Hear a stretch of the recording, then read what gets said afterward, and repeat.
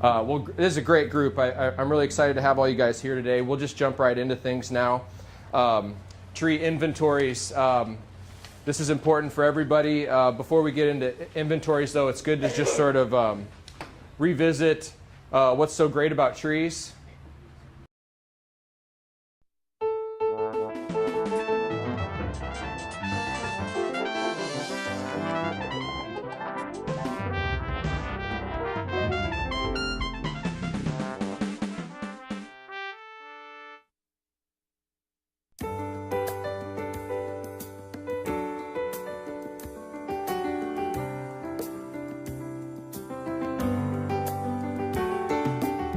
So why trees? Beyond the usual raise up a forest and use it to make an amazing number of things. This is the South after all, and we're really good at forestry. But what about the trees outside the forest? What about the trees in town? We're a bunch of tree-loving people over here at the Auburn Community Forestry Program, and we work hard to educate our citizens about their trees around their homes and in their towns. We notice that people tend not to think about their trees very much, but these trees are really very important. Most people don't think about trees. Usually people think trees are pretty and nice and say, yes, we'd like some. But they don't see trees as the important part of their cities and towns that they are. So we thought we'd have this little talk today. In our work, we often find ourselves having to answer that question. Why trees? As in, can you really be talking to me about trees of all things? After all, cities have schools and sidewalks, asphalt and water lines, and there's probably another election and so on. It's hard to get around to the trees and how important they are to each of us, even our really small communities. Why trees seems like a really strange question to us. Trees are what we do. But most people don't see the trees while they're working. So what we want to show everyone is just how important all the trees in the streets and in their yards are. Not just because they're a part of the environment, making oxygen, cooling the planet, breathing in all that CO2, but because they're important to people's lives and the health of our citizens and their communities. Let's start with why the trees got planted around in the first place. This is the US of A in the South. It's hot in the summertime. We all stick to the shade if possible. This wasn't any different for the people in history. Before air conditioning, tree-lined streets and shady lawns were needed as much as a family milk cow or hens for eggs. Without the shade, summer was suffering in places like the South. These days, we don't depend on the trees to keep us from suffering through the summer, but they're still keeping us cool. You see, every paved surface, every roof, every car and truck soak up heat and release it, making the general area lots hotter. They call this the urban heat island, and it's a serious problem. This means every air conditioner in town is working harder and costing more than an air conditioner out in the countryside. Trees combat this effect by catching sunlight and keeping those surfaces from heating up as much. Once again, tree shade saves us. Lower temperatures day and night make the town a nice place to live and give savings on cooling the entire community. And as long as we're talking about air conditioning, yard trees save quite a bit of money on that. A house with mature trees planted to the east and west of a home saves the owner's electricity on air conditioning by preventing the sun from heating the home as much. Research shows that homes shaded by large trees placed around the house to shade during the midday and afternoon may reduce as much as 58% of the electricity used for air conditioning. So shade is wonderful, but there's even more to it. It helps to think of trees as kind of like modern people's working animals. You know what it was like in the old days. Men plowing fields with oxen, carts pulled by horses, chickens laying eggs. We depended on those animals for everything we now go to the drive-thru for. These days we no longer have that team of oxen, but what we do have are trees. Trees are not only cooling us down with the shade, they're performing other important services quietly, unobtrusively, and without the need of payment. We don't often think of it, but trees are water managers. They deal with most of our water, from rainfall to drinking water. Each full-grown tree requires an amazing amount of water. A tree and all its roots and leaves have to remain completely soaked at all times. A big part of the bark of a tree is to keep the water inside from evaporating away. In fact, trees must take in and give off a steady stream of water. A mature pecan tree in a grove may run through 300 gallons of water on a hot day. So each and every time it rains, those trees take in massive amounts of water. As much as 30% or more of each rainfall. This was water that never goes down a drain, never has to be treated at public expense. In fact, towns that have lost lots of trees often find themselves installing more up-to-date drains and sewers to handle extra runoff. Trees also pretty effectively dry out the ground, not only by soaking up water, but also by making soil drain better with their root systems. You see, as tree roots grow, they create larger spaces within the soil that the water runs along and finally drains it down into the deep. Trees intercept rainfall and keep raindrops from hitting the soil as hard as they might have. This stops erosion, preventing silting of our streams and lakes. Nearly everyone in Alabama gets their drinking water from the rivers. Without the trees, cleaning that water up for drinking would be much more expensive. Let's also not forget that trees protect the health of our streams and lakes and ultimately the wetlands in the Gulf of Mexico. You see, the trees may live on the land, but they protect the quality and health of our waters. Let's move on to trees and money. It does cost money to plant trees and more money to maintain them properly. But having those trees around does save money, enough money to make it important to you. The shade does quite a bit more than cool the lawn. Trees shade pavements in town, preventing aging of that pavement by the sun. This is especially true for asphalt. The sun causes the pavements to expand and contract every day as it heats and cools. Add to that the effects of heat and ultraviolet rays cause the asphalt binding in the road to dry and powder, letting it erode away in the rain or the wind. Tree shade reduces this. Tree-shaded streets can often go more than a decade longer than unshaded asphalt roadways. Those streets all have to lead somewhere else, not just home. Everybody has to buy stuff, so yeah, trees have something to do with business. A city runs on its businesses. A healthy town will have a mix of businesses and trees. City landscapes that have trees are more attractive to businesses and their customers. One of the stranger benefits of trees is how well they complement business. A business needs its customers, and a landscape business, particularly one with trees, large mature ones, is much more attractive to shoppers. People perceive landscaped and tree-covered towns and shopping districts as much more likable than towns and shopping without. The general perception is not only that businesses are nicer, but that their goods are better than those places without trees and landscaping.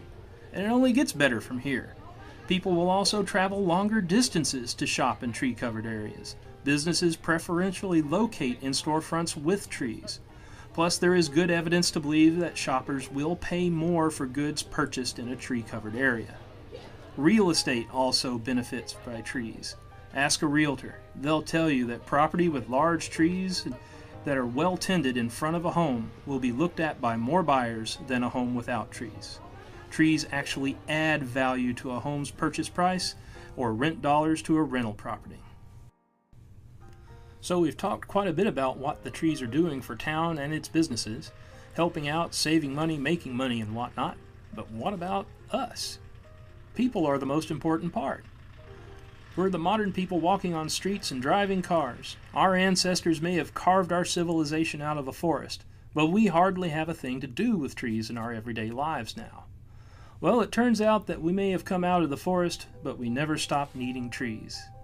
Trees protect our air quality. The more people we have living close together, the more air pollution there is.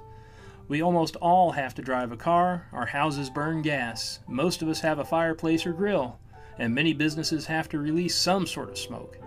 Trees help with these sorts of pollution in two ways. First, particles suspended in the air, everything from dust to metals, get stuck to tree surfaces. The leaves, branches, and trunks actually strain the air, making it more breathable. Second, trees inhale the air to use carbon dioxide to make sugar. This is how trees make their living. In the process of taking in the carbon dioxide, they also take in other gases released during any burning, making the air safer to breathe. Neighborhoods with more large trees actually have lower incidences of asthma than areas with few or no trees. So people really need trees. Having some trees around you actually helps make you healthier, mentally and physically. There's been quite a bit of research done about trees and people's health. The greatest benefit of trees, especially in towns and cities, is getting folks to come outside. We like walking in the shade of trees. We like sitting in the shade of trees. We tend to gather under the trees whenever we're outside. This has amazing effects on the community. Neighborhoods with trees have more sense of community, and people living there know one another better. People go outside more and tend to be healthier. Hospitals with trees and landscapes at least visible to the patients inside have shorter recovery times with fewer complications than hospitals without them. On top of that, the effect trees have on our mental state is amazing. We relax more around trees. Research in Chicago demonstrated that public housing projects with trees and landscapes had less domestic violence and crime and much happier residents than projects without trees. Further research shows that patients with mental illnesses make improvements when they are exposed to landscapes with trees. So you see, we're actually tree people. The more trees we have, the better we keep them, the better off our communities and ourselves are. Trees provide benefits from cooling our land and homes to actually saving or making money to keeping us all in much happier states. So you see why trees really does seem like a strange question after all, doesn't it? The real question is, why not more trees?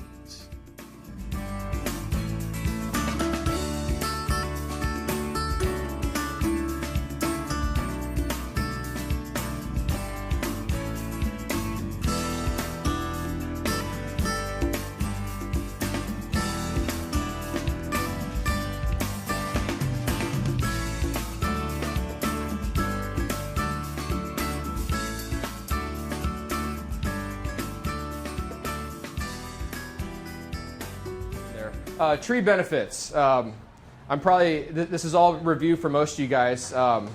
Maybe we'll just keep this participatory. Somebody shout out a benefit of trees. What's shade? Oxygen? Food? Carbon sequestration, right? What other, how about some other environmental benefits? Soil stabilization. Yeah, erosion stability and all that. I heard some more over here. Yeah, habitat for critters and birds and insects and all that stuff. Stormwater capture, right? Infiltration back to the water table. We talked about air quality a minute ago. All those are really important things. A lot of you guys hail from the municipal side of things, and even if you don't, you're aware of this gray infrastructure concept. Every community, big or small, I mean down to a couple hundred people in the town, you know where every sidewalk is, every street, every sewer system, every sign, every bus bench, all that stuff is important to keep inventory of. And your green infrastructure is equally as important to inventory, in my opinion. The thing I like to point out about green versus gray infrastructure is that sidewalk that gets laid, the best it's ever going to be is the day it cures. The day it can be used, right? It's only going to deteriorate from there and be in worse shape. Green infrastructure is just the opposite. As we plant trees, that the benefits only increase with time as long as things are going well for the tree and it's not sort of, circling the drain, so to speak. So it's a real, that alone is a great reason to take inventory of this stuff. How many of you guys are involved or at least aware of your comprehensive plan in your community? City ordinances and all that kind of stuff. Yeah, I know you guys do. I know it's true for Lincoln and I'm sure Seward as well and other communities. But there will be stuff about trees in that ordinance, and it's an important thing to have in there. There's a lot of back and forth between the public and the municipal government when it comes to pruning trees, removing trees, planting new trees, acceptable species, not acceptable species, all that kind of thing. So your environmental component of the comprehensive plan, it should have some language in there about your ordinances, your permitting. Does the city take responsibility for right-of-way trees? Are you requiring a permit to plant in the right-of-way? All those sort of things would be in your environmental element of your comprehensive plan.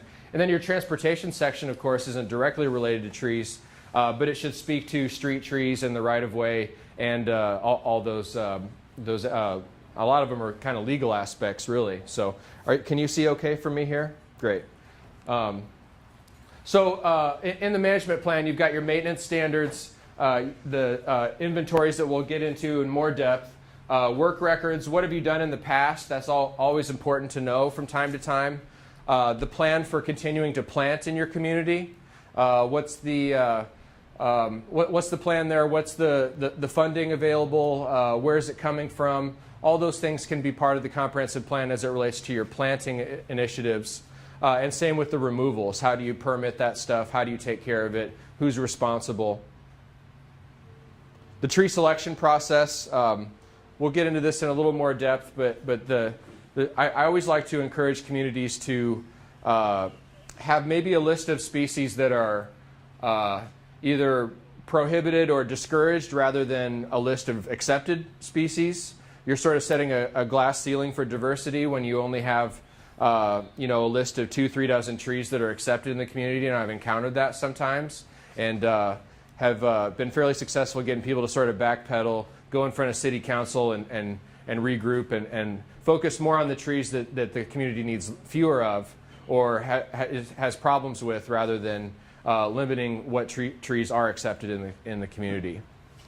Design criteria, I'm sure Mark and some of those guys can speak to how the city has a vested interest in trees being sited and planted properly and designed with good intents.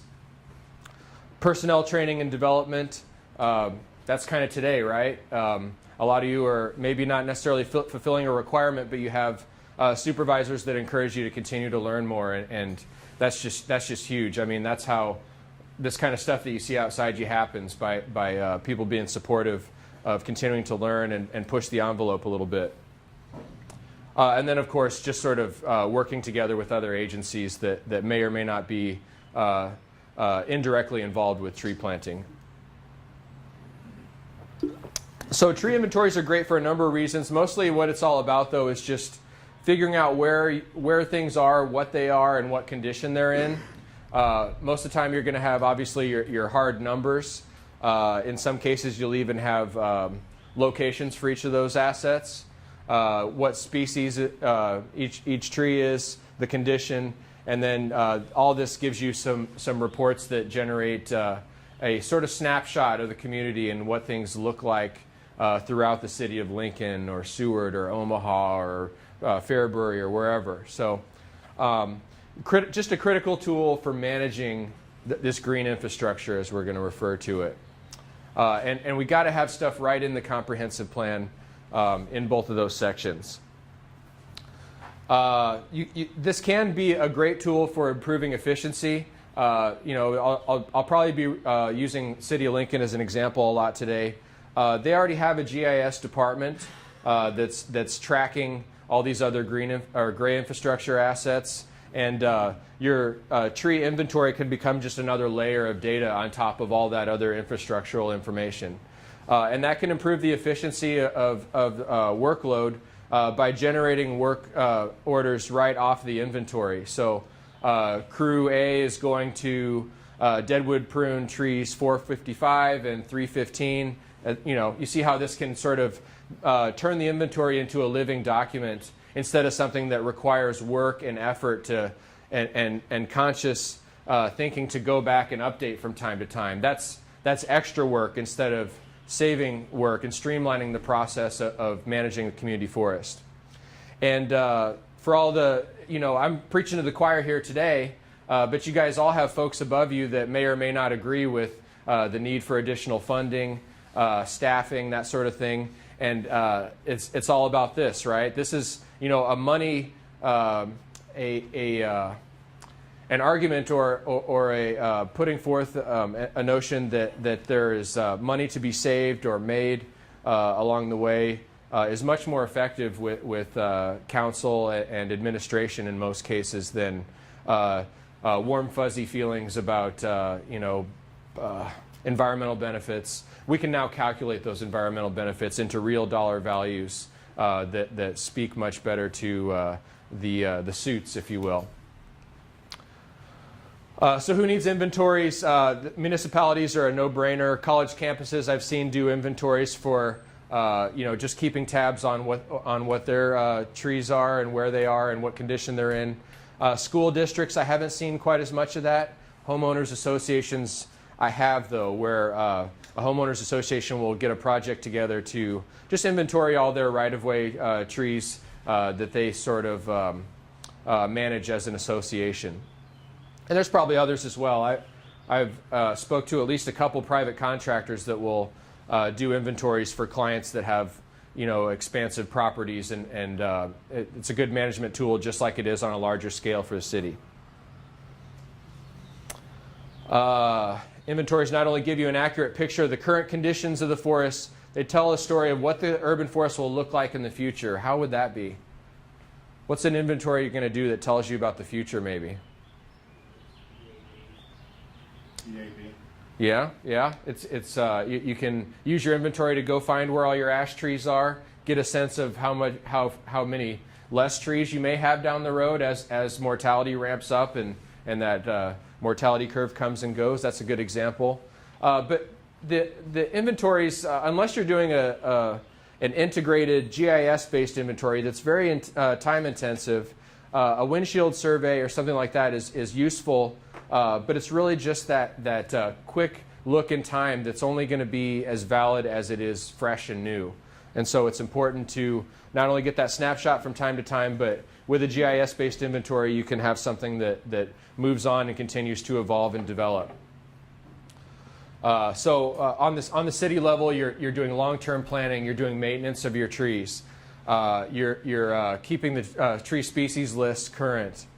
Pruning, planting, mulching, pest management, all these things that we talked about already. So they're valuable tools for your budgets. It's, as I mentioned already, it's much better to have hard data behind you to back up your claims and needs for more budget.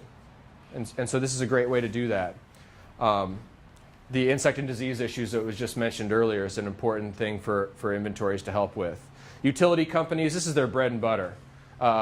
If those guys don't know where trees are along their right-of-ways and their utility corridors, when they were pruned last, they would have no idea what sort of pruning cycle to maintain and when to go back, and not to mention all the notes on individual clients and their predispositions or preferences for different management styles. And so that's all really important data.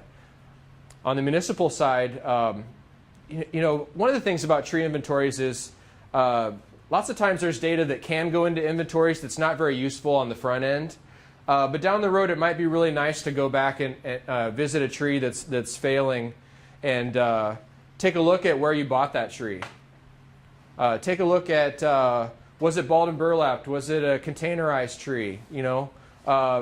That's all important information down the road, that if it doesn't go into the inventory on the front end, you got no idea. Maybe you're sifting through stacks of paper. You have a tree order that you think is from that planting, but you're not positive. The inventory is a great place to house all that information that may not be all that critical on the front end, but you have it at the time. You get it put in so that it may be useful down the road. Landscape contractors, I mentioned, they'll do those sometimes. Homeowners associations, that can all be good stuff. So for inventories, we talk about three types: the sample, partial, and full. You probably have a good sense of what I mean by that without going over it already. But your sample inventories is where you have far too much ground to cover for the staff capacity that you have available to you. And so what will happen is you take the satellite imagery for the community and randomly distribute roughly 200 dots on that imagery. And that becomes your plot points that you will go visit and inventory 100% within a certain area around each of those dots. And those become your sample inventory that you use to just sort of extrapolate on what the whole community has to offer and what the species diversity is. Is it as good as a full inventory? No, but 200 random points is a pretty good set of data to get you, in the ballpark of what's going on in the community. What trees maybe you have a few too many of and need to pump the brakes on a little bit. What you need to promote a little bit more. What trees need to come out 2 weeks ago, 2 months ago. Yeah, I mean, you guys know this stuff's lurking around town. With a partial inventory, oh yes, please. So does that sample break down to a percentage? Say if you have a larger or a smaller community, Mm-hmm. is there a certain percentage versus another?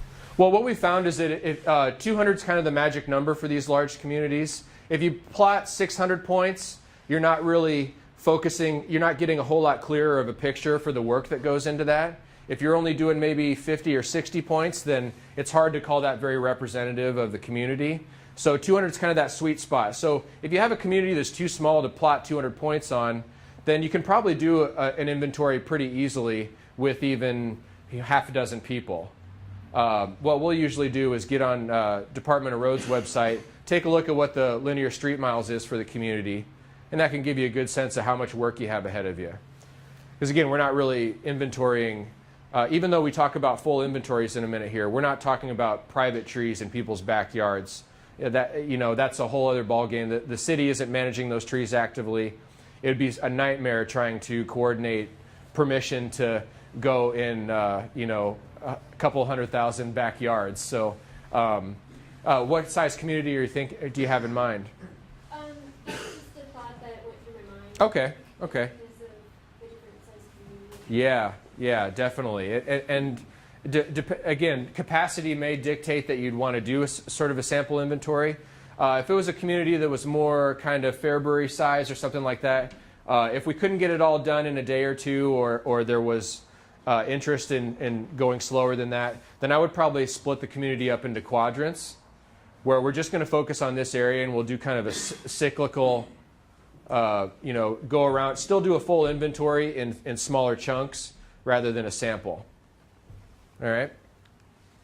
A partial inventory, like we talked about a minute ago with emerald ash borer on the horizon, maybe you only want to find where all your ash trees are in the community. And these partial inventories are nice, especially if you have a lot of volunteers that may not be stellar at tree ID. It's real easy to train people how to identify one species of tree rather than just getting a skill set where they know how to identify everything as they go down the street. And so you can cover a lot of ground. You can cover ground a lot faster that way, and focus in on exactly what the inventory is trying to do in a case like this, where maybe you only want to know where all the trees are that need work right away. That can be really important just from a risk management standpoint. Or maybe there's just a particular part of the community. It's again, this gets more into, you could argue this being a full inventory of a smaller area rather than the whole community. So it gets into semantics a little bit. And then a full inventory, of course, is all your public trees in the community. Just a comprehensive look at everything the city has to manage as it pertains to trees and canopy.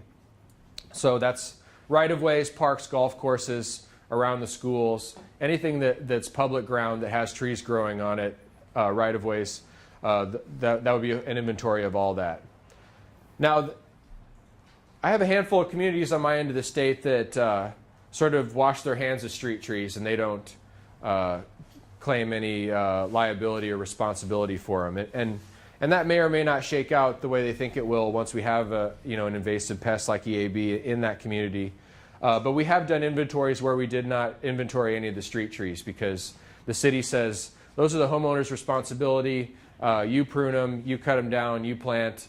That's all left to the homeowner. So there is that nuance a little bit on what is actually a public tree, even though we're talking about a right-of-way that's legally defined as the street plus, usually the right-of-way will be defined by a distance from the center of the road to either side. And that almost always includes more than just the road, because you got sewers and utility lines in most cases buried along the street as well in that, what we call the tree lawn most of the times. There's a couple other terms for it, but that's just what I use mostly. So I got into the GIS based a bit, and we'll get into that more. Windshield surveys are really much more common for the less work that they take, and focusing in on what most of my smaller communities really need to know. A GIS-based inventory is not only excessive, but it's beyond their capacity. They don't already have software to house and maintain an inventory like that, and so it's a moot point for them. With windshield inventories, as I mentioned, these are a snapshot in time. It's just static information about right when it was done, and that inventory will continue to become less relevant as it gets older and not updated. We usually work with volunteers. At the Forest Service, we don't really have the staff to implement those inventories ourselves. So we're usually requiring or relying on tree boards, extension folks, volunteers of any sort, master gardeners, all the way on to Boy Scouts, future farmers, 4-H, things like that have been involved with inventories we've done in the past. In most cases, we're getting to species, but in some cases, we only are concerned with the genus. And again, back to emerald ash borer. If all you're doing is trying to find where all your ash are in the community as it pertains to emerald ash borer, it doesn't matter whether it's green, white, black, or blue. You just want to know where that genus of trees are in the community. In other cases, like if you're more focusing on pine wilt, it's really important whether you're looking at Scots, Austrian, Ponderosa, Eastern White, Limber, etc. So you really, based on the capacity of your volunteers to do that identification, as well as what you're really trying to get done with the inventory, that you can kind of fine-tune to what level of detail we're all going to be getting to as we go out and implement the inventory. We like to estimate the size of the tree, again, for the sake of time. With very little practice, most people can estimate within a half a foot on trunk diameter. And that gives us a good idea of the rough age of the tree.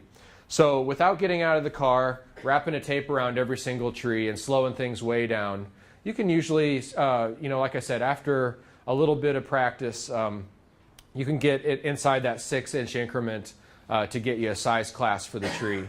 And then the other nice thing about lumping those trees into size classes instead of getting an accurate measurement is that then you have a whole size class that you can query the inventory for and say, how many trees do we have of this particular size category instead of just 33-inch, 32-inch. That can be a little tedious and hard to tease good information out of the data in the back end.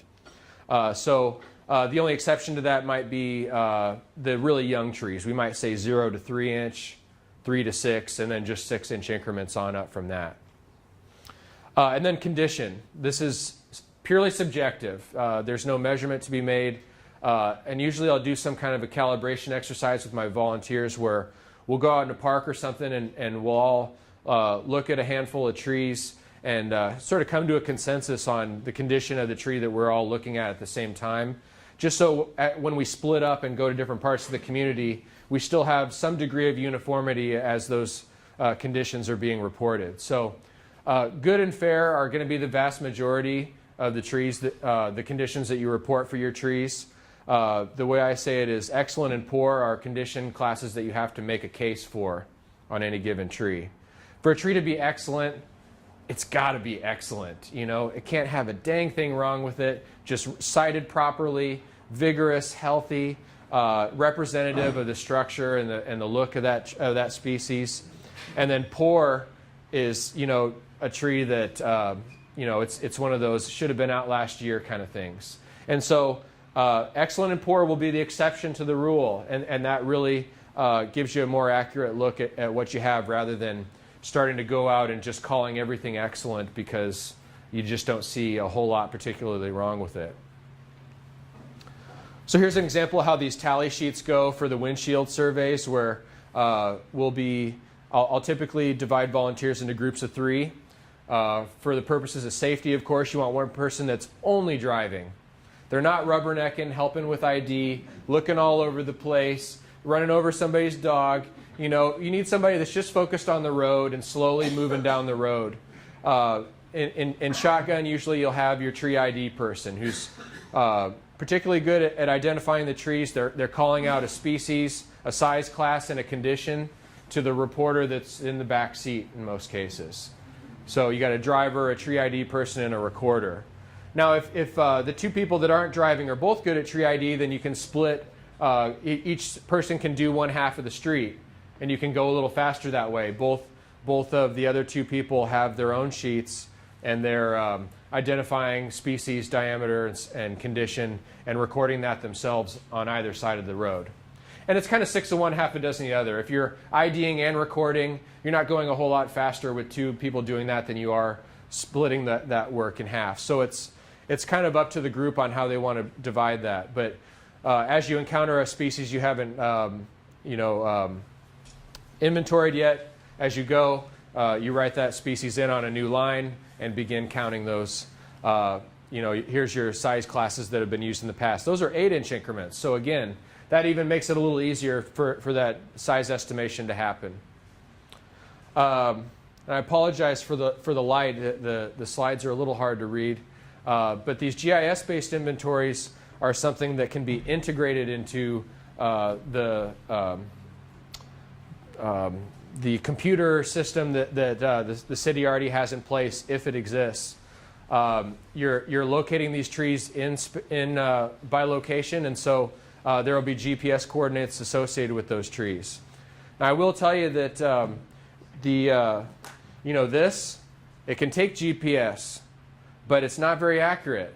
Especially when you're doing tree inventories, because you're going to have canopy over you in a lot of cases. That's going to what's the word I'm looking for? It's going to interfere with that satellite signal a bit. You could be off by 3, 4, 5 meters one way or another. So if the physical location is really critical to be accurate on your inventory, what we did in this case with TreeWorks is we uploaded the satellite imagery into the device that we're doing the inventory work on, and then we don't need a Wi-Fi signal or anything wherever we are. We've already got the imagery, and then we're physically placing these points on the imagery, with the mouse or a digital pen or whatever, so that you're putting it right where the imagery is already showing the tree at. So if you go in and stand under the tree with your cell phone and hit the button to locate that tree, it could that dot could end up in the middle of the street, just depending on how good of a satellite signal you have.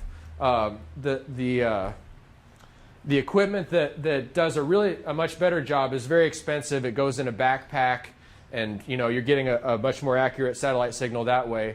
But we find it much easier to just go off the satellite imagery where it's already showing you the location of a tree. You put the dot right in the middle and move on with what you're doing. Excuse me? Yes? So are there coordinates on that? On the GIS? You will have them after the fact. So because there's coordinates associated with the imagery itself, and so when you place a plot point on that imagery, then there's coordinates for where you put that.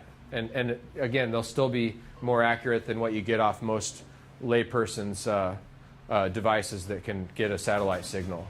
So the inventory data will have those coordinates on it on the back end. But you're not using coordinates to place the tree, but you will have that data to use later. So then what you'll see in here is a unique number assigned to every tree in the inventory.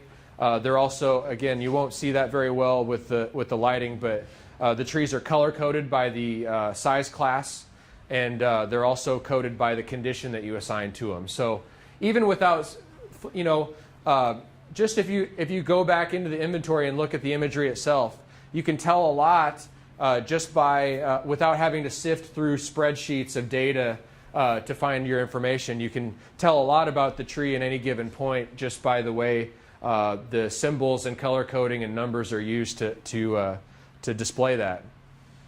So as I said earlier, you can generate work orders right out of this sort of environment, and that's being continually updated as the guys and gals go out and do that work and come back and report that it's finished. And the details for that work item go into the inventory as well for posterity. This is great for disaster readiness plans, not just invasive pests, but ice storms, that sort of thing. Every community has priority thoroughfares, whether it's routes to the interstate, routes to the hospital or the airport. Those are higher priority roads that get a higher degree of management attention. And so when you're planning for emerald ash borer to come through a community, or you're anticipating windstorms or ice storms, you can not only find the trees that need the work most, but you can locate those along the thoroughfares that you pay the most attention to and prioritize for safety and all that sort of thing. tree stocking rates, that it can be valuable for that. I mean, just visually, you can start to locate potential planting locations off of that. I got a question. Is something like with the GIS inventory, does that update pretty frequently? If you go like, you're trying to pull up like an address or something like that, the tree that's there, you might be looking at a picture that was from last fall. Right. It's only going to be as updated as it's being utilized, but usually, especially a city the size of Lincoln, you have a department that's managing the workflow for city forestry, and they're probably giving you guys sheets, with work orders on them. Maybe not, but either way, as long as those work orders are coming out of the inventory and being given to the crews and coming back, then it doesn't take a special effort to go update the inventory because that's happening along with the workload that's already constantly coming and going. Now like street level photos, that's going to require you to, take that photo, attach, give it the assign it the tree number. So everything they're doing paper-wise with our paper tickets is going back and being logged into the system, is what you're saying? Yeah, exactly. If you have a GIS layer for your trees along with everything else, then yeah, those work orders can come out of the GIS database and get updated as the work gets done. And it doesn't take a whole special step to do that updating.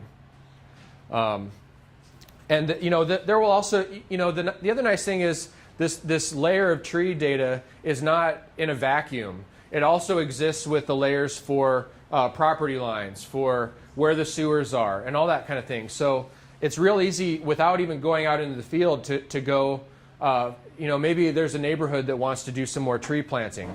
You can go find potential planting sites not only based on where you don't physically see trees from the sky, but where you also don't have utilities that you don't want conflicts with and things like that. I'm not going to get into my tree keeper. You guys can go, a real quick search for my tree keeper Pittsburgh will get you to this website. Davey Tree did an extensive inventory in Pittsburgh, and the website has a whole interface for that GIS inventory that they did, where you can just show what they call their gold ribbon trees, or gold medal trees, I think, which would just be your excellent condition class. It can show you only your ash trees. It can show you whatever they've set up, and it's a nice tool to kind of show how that works and how you can zoom in and out to different parts of the community, turn different layers of that data off and on to find out different information. And then same with iTree. Again, we're not going to go to the website today, but iTree is a suite of software that can take the GIS inventory, you import it into iTree, and it'll spit out reports. And it'll tell you how much money your community forest is saving you in stormwater treatment dollars.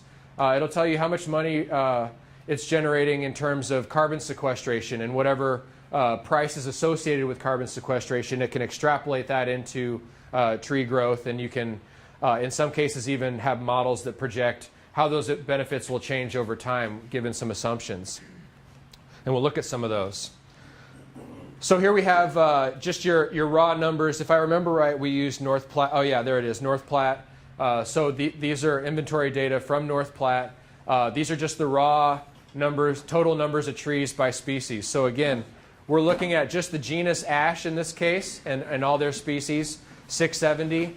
A lot of good stuff that you can see just right off the bat here as we get into it. On the distribution, pie chart's really nice because we have this general rule of thumb of about 10%. You have more than about 10% of any given species, you're starting to put a few too many eggs in that basket. And whether it's learning the lesson from Dutch elm disease or EAB that we've got coming, or Scots pine wilt, anything like that, it's good to have that age diversity, of course. And I don't think I'm breaking any new ground with you guys on why diversity is important. This is really interesting as well. We need age diversity in our community forest as well, and that's the part of diversity that maybe gets overlooked a lot. If we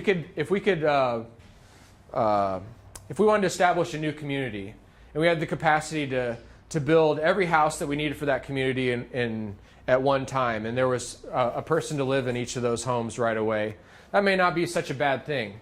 but you definitely would not want to plant every tree for the community in that same year as well. You need a succession of tree planting going on so that you're not having everything come mature at the same time and trees are coming and going at a more regular, even pace instead of planting the whole community at one time and then X number of years down the road, everything's starting to come into maturity, some are declining, and then you're just going to cripple your budget trying to address all that at one time. So having that age diversity is really important from a management standpoint as well. Excuse me? Yes? So is the age of diversity based on the diameter of tree? Yes, right. And so obviously that varies by species. A 24-inch tree isn't the same age for sycamore as it is for whatever else. But it's about as good of an indicator of age as you can get without going through and taking a core out of every single tree. And there's references out there that could take your trunk diameter by species and give you a rough age range for that tree. But we're still not referring to age in terms of years. So we're still using your diameter at breast height, this DBH, as an indicator of age rather than calling it out by the number of years old the tree is. Because we don't really know that. All we know is the size of the tree, how big the trunk is, and we can make some assumptions on the age of the tree based on that. So we can not only look at that citywide, but we can also look at that by species.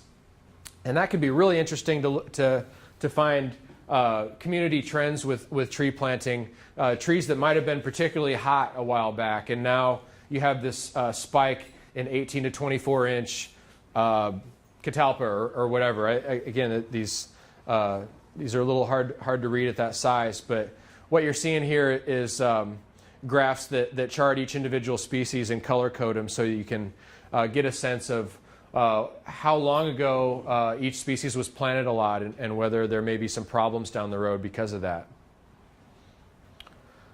So back to your excellent, good, fair, poor. This is just sort of some language that's used to indicate each of those. You can have a distribution of your condition class as well, which is valuable. Again, showing how this poor trees at 2% and excellent at 5%, really more the exception to the rule and not something that you're going to encounter a whole lot of in any given community. And if you have a whole lot of poor trees, then you've got a lot of work ahead of you. Stocking rate is not a data I'm as big a fan of.